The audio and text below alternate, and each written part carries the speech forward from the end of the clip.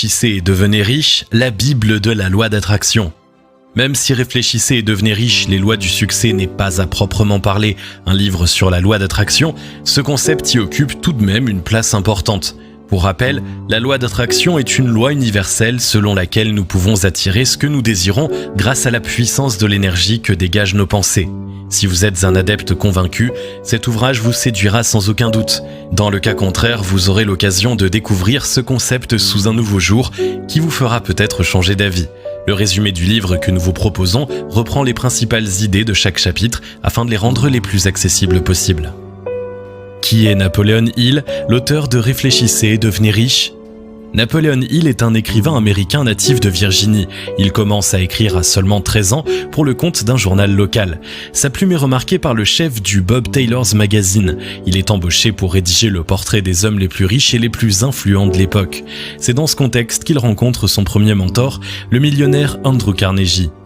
Les deux hommes s'apprécient au point que Carnegie demande à Hill s'il accepterait une mission particulière, observer les grands de ce monde et compulser le résultat dans un livre présentant les lois du succès. L'auteur accepte et poursuit cette tâche durant 25 ans. Le résultat s'intitule « Les lois du succès ».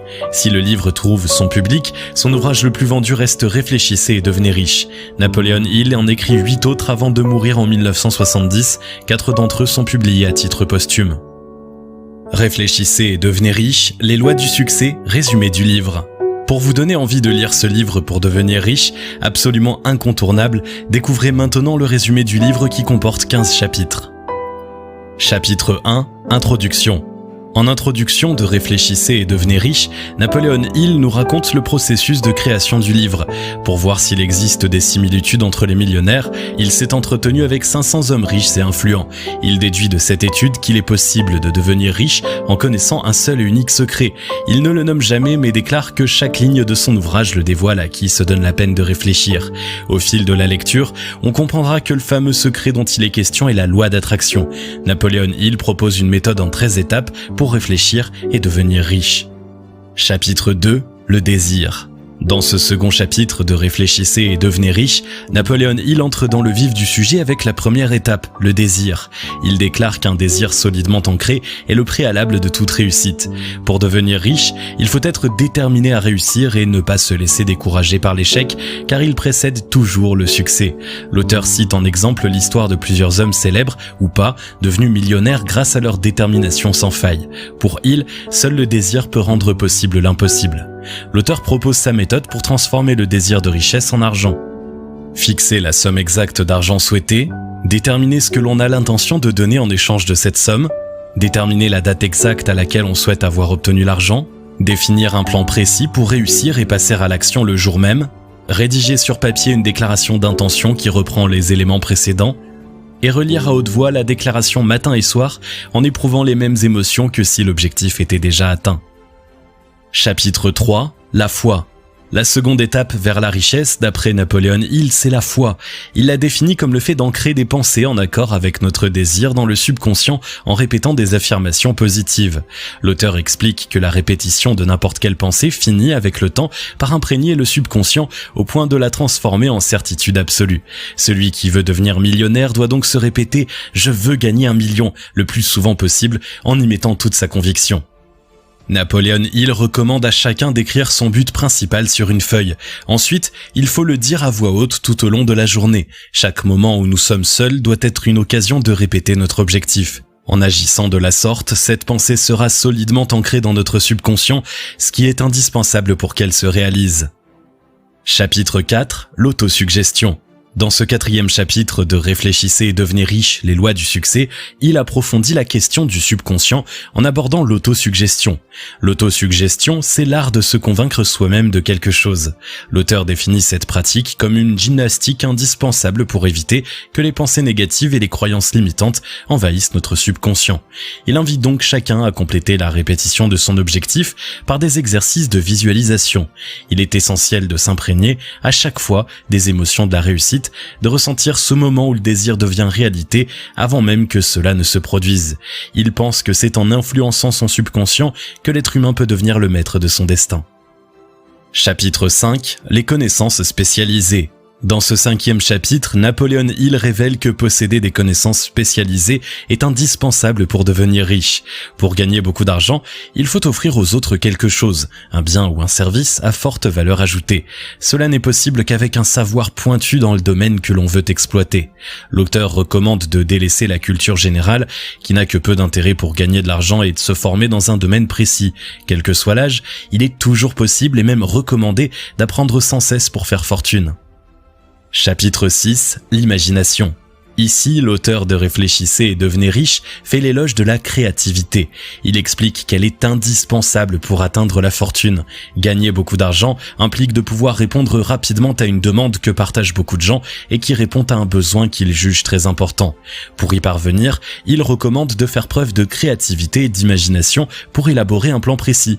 Il rappelle que si les marchandises ont un prix défini, les idées ont une valeur inestimable. Vendre ces idées rend plus riche que vendre des biens. Chapitre 7, l'élaboration des plans.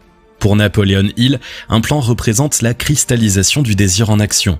C'est ce qui lui permet de passer de l'état de concept à celui de réalité.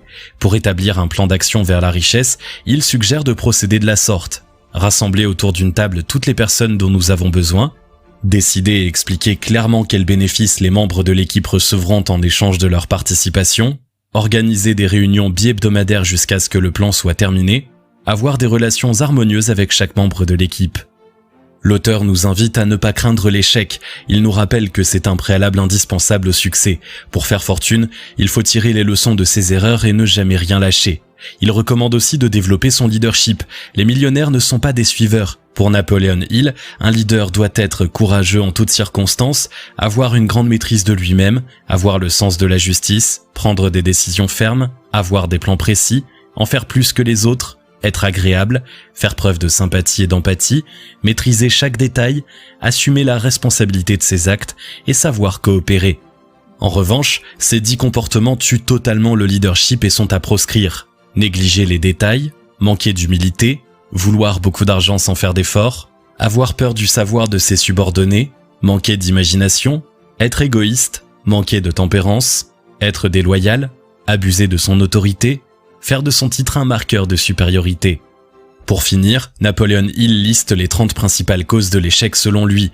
On y trouve notamment le fait d'avoir une personnalité négative, de ne pas être prêt à faire les efforts nécessaires, de dépenser son argent sans compter, de manquer d'ambition ou encore de ne jamais oser passer à l'action. Chapitre 8, l'esprit de décision. Ici, l'auteur de Réfléchissez et devenez riche attire notre attention sur les dangers de l'indécision. Pour réussir, il faut agir, ce qui implique justement de prendre des décisions. Il recommande de prendre des résolutions fermes et de s'y tenir sans laisser les autres nous influencer. Chapitre 9, la persévérance. Le 9e chapitre du livre rappelle l'importance de la persévérance. Elle est proportionnelle à la force de notre désir et permet d'attirer ce que nous souhaitons obtenir. Selon Hill, pour cultiver notre persévérance, il faut avoir un but bien défini, le désir profond de l'atteindre, une foi solide en nous-mêmes, des plans précis, les bonnes connaissances, la capacité de coopérer avec d'autres, une volonté de faire et l'habitude de poursuivre le but. Chapitre 10, le pouvoir de l'esprit maître. Pour réussir à faire fortune, il est nécessaire, selon l'auteur, de savoir s'entourer d'esprits maîtres. Les esprits maîtres sont des personnes brillantes qui partagent le même état d'esprit que celui qui veut devenir riche. Le secret de la réussite des plus grands, c'est de savoir utiliser le potentiel des autres à bon escient.